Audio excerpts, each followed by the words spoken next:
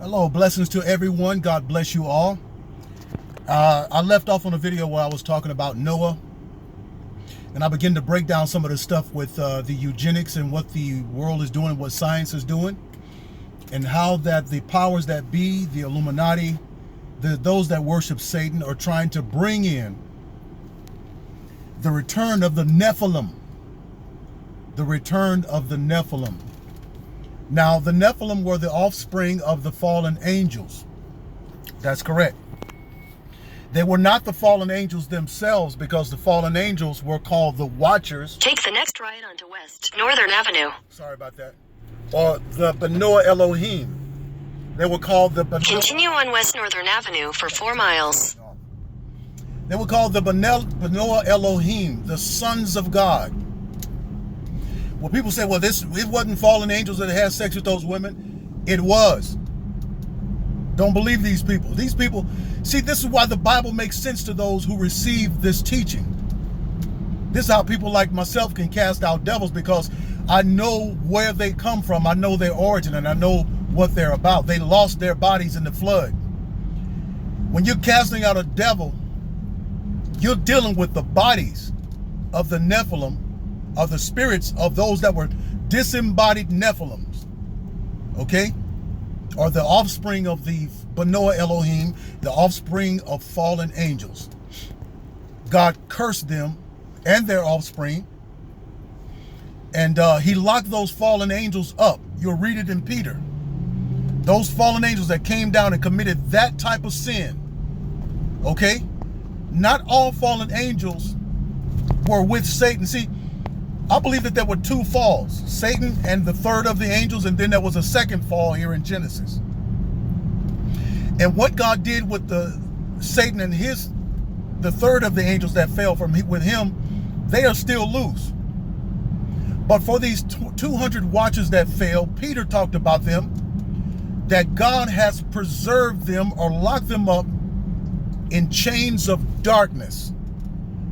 And he says that they are locked in a place called Tartarus. Tartarus, from the mythological teachings, you know, where all this stuff with Hercules and all the gods. Well, these things were real because they were historic, because they were combined with angel blood and human blood, and they were super strong, super smart. Some of them could fly. Some of them had gifts and talents. And they had angels and animals and humans mixed. And these things were the little fairy tale gods and the little dwarfs. All of this stuff is real.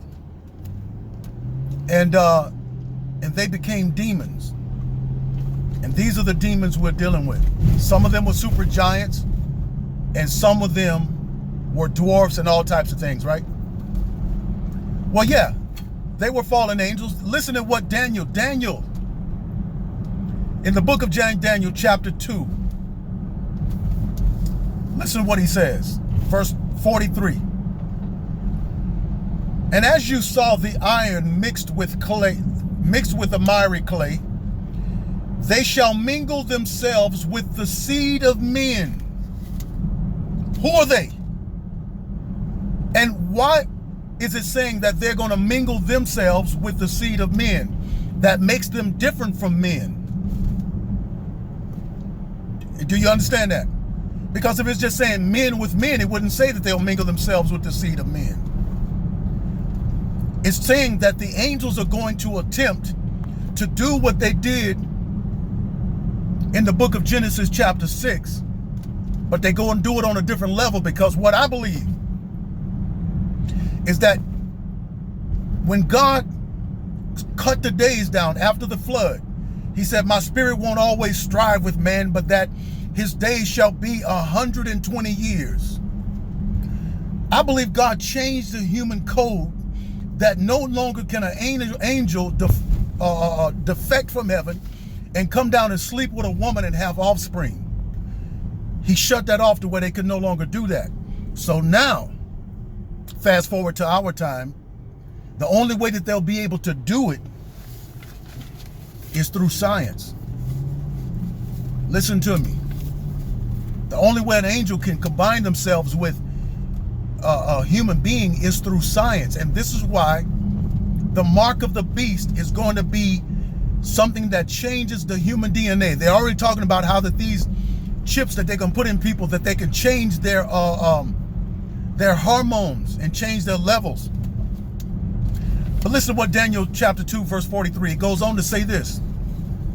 They shall mingle their seed with men, but they shall not cleave one to another. It's not going to work like it did in Genesis chapter 6. It's not going to be able to mix. God cut the human code off to where angels could no longer have offspring with the women of men. And then it says, even as iron and clay cannot mix. So now, angels can no longer come down and do what they did in Genesis chapter 6.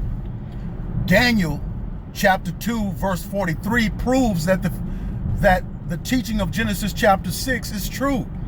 That when the fallen angels, mixed with the seed of men. But it's not going to be like it was in the past. Now, these demon-worshiping Democrats and these scientists that they pay to talk about climate change, and they pay to try to figure out ways to mix human, animals, men versus into women.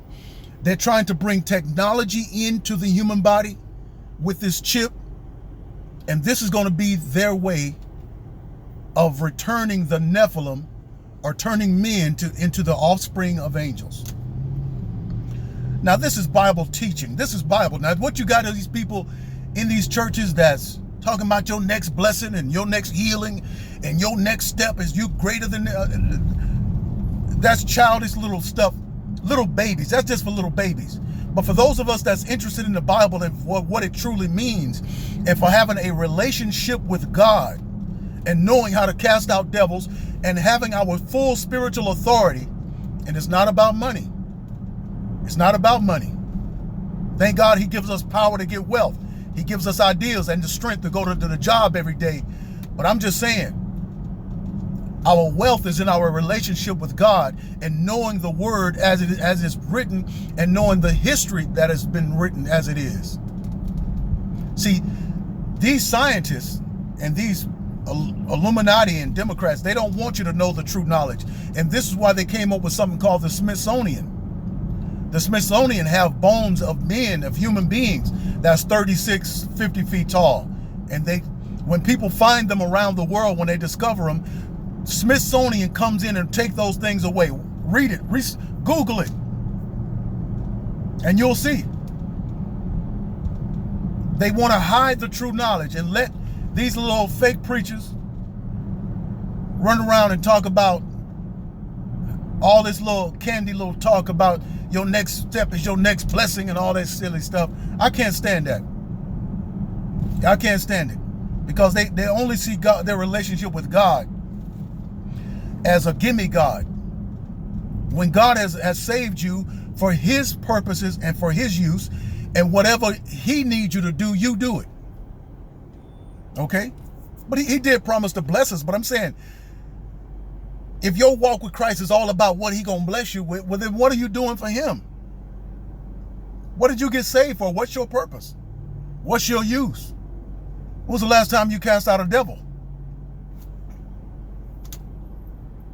When was the last time you won a soul and converted them and discipled them and spent time praying with them and giving them the word and sharing the word with them and opening their eyes and making sure that they're free from alcohol, making sure that they're free from smokes and weed and all this stuff?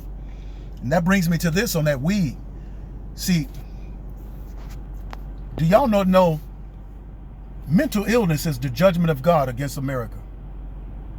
And now that they're legalizing weed, these people are getting crazier and crazier.